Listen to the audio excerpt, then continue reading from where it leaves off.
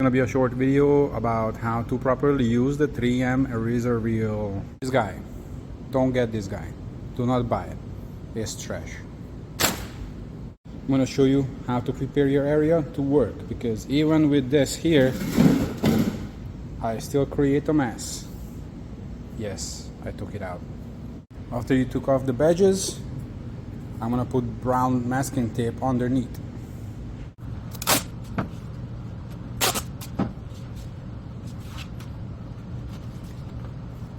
This will help me to catch most of the shredding that's coming off, and then the rest hopefully lands in there.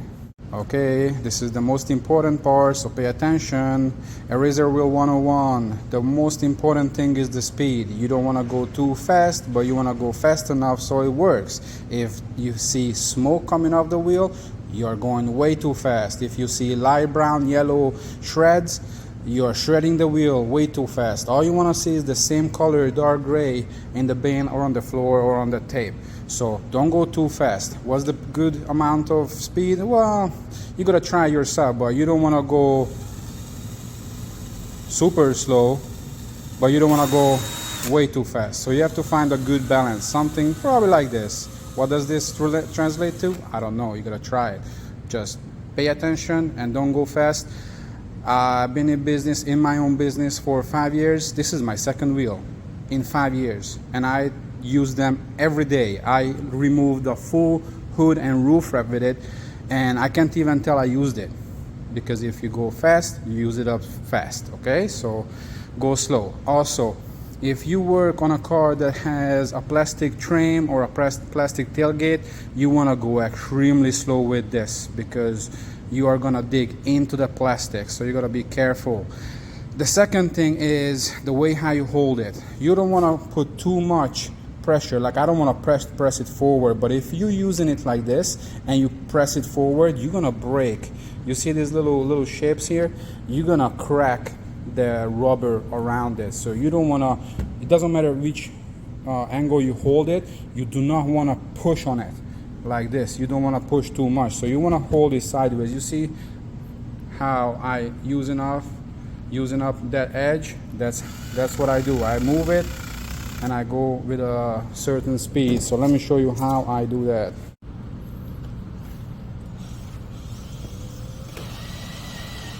When you start using it, it's not gonna work for 5-10 seconds, because the wheel needs to heat up too. If it's cold, it's not gonna get the glue off that fast. So you have to use it a few seconds until it starts warming up. Then it will dig, and well, not dig, but it will start getting the glue off.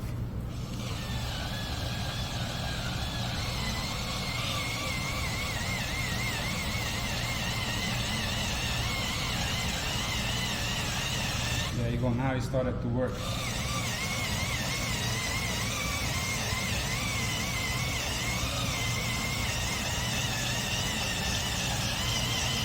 Then you just move it back and forth, up and down.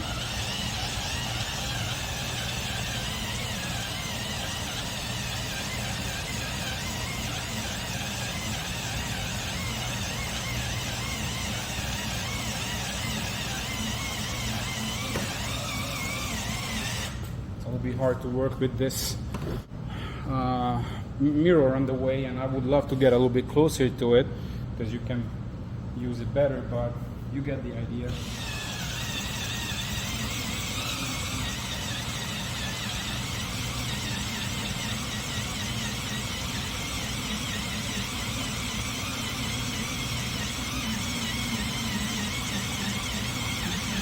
So that's the speed that you want to maintain. You can even go a little bit slower. It's not going to hurt anything.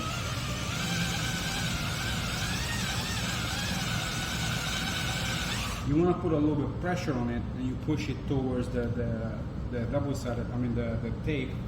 But as I said, don't push pressure on it like this, okay? And as you can see, even with lower speed, it works.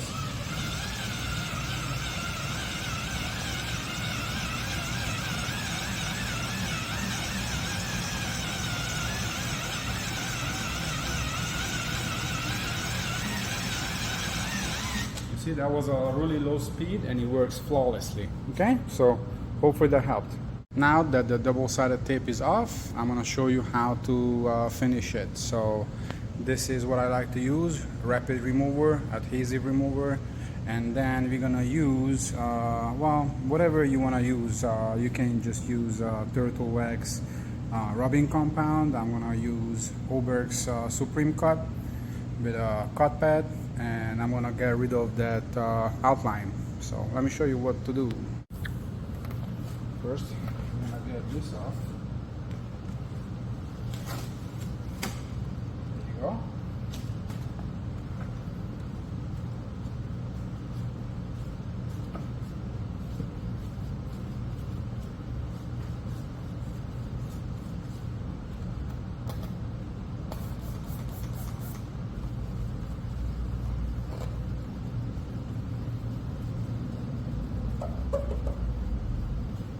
We're gonna get the rest of the glue off, but the outline will not come off with any remover. All you can use is polishing compound.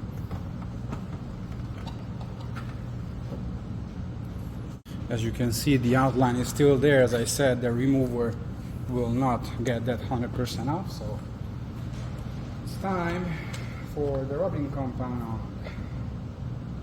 Oh, that's a little bit too much. It's fine.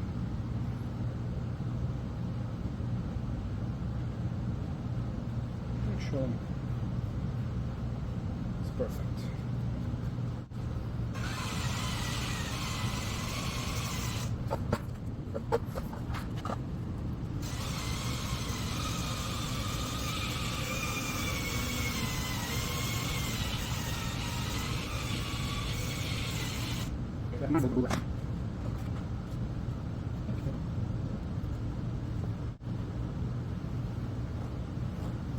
And it's all clean. Yay! I hope this was helpful. Give me a like. Bye bye.